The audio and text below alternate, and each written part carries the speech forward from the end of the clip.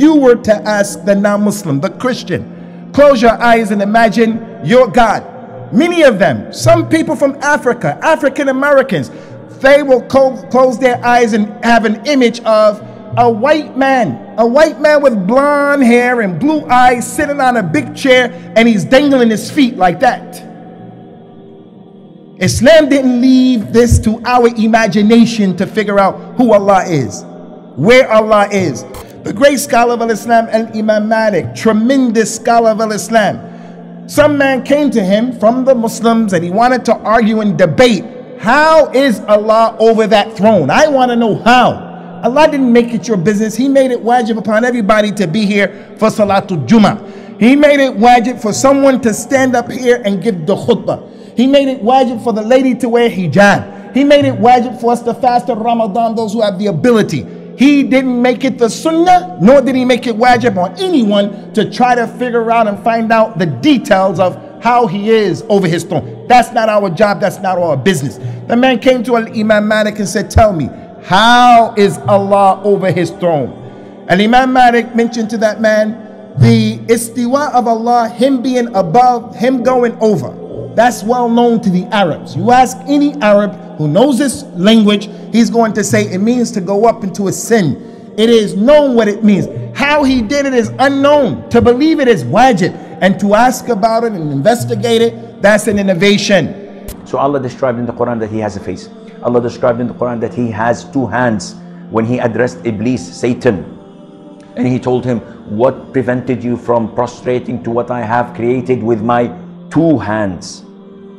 The Prophet tells us that Allah Azza wa Jal has fingers. When he says, oh Allah, the hearts are between two of your fingers, you flip them as you wish. Oh Allah, make my heart steadfast on your religion, and so on. These attributes, one would say, Akhi, this is similar to humans. How can we say this to Allah? I seek Allah's forgiveness. So I would say to those who claim this, Akhi, this word is known, but the meaning is different. When I say that an elephant has a leg, and I have a leg, and an ant has a leg, are the legs similar?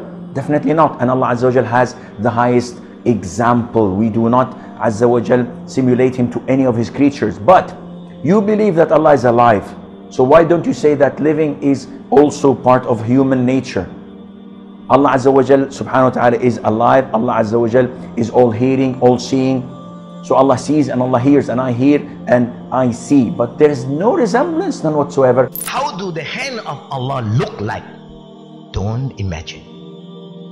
Just leave it. Do Allah have hand? As a believer, what do you say? Yes. Why do you say Allah have? Haram, shirk. How you compare Allah with human? No, I didn't say Allah's hand is like human hand. Allah said He have hand. What can I say? You must say Allah's hand represent His power, His authority.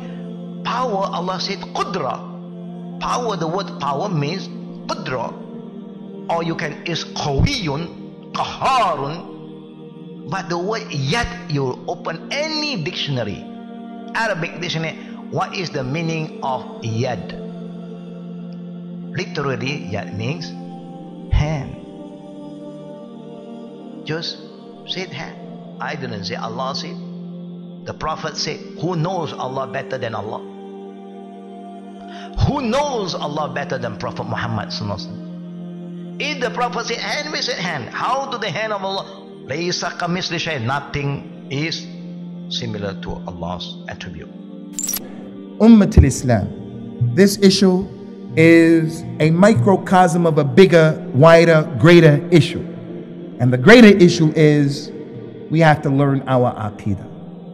We have to learn our aqidah because, again, the importance of the aqidah is that Allah Azza wa Jalla is going to ask you, who is your Lord?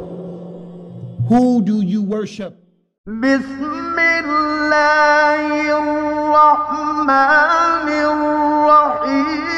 Qul huwa Allahu ahadun illahu الصمد لم يلد ولم يولد لم يلد ولم يولد ولم يكن له كفوا أحد.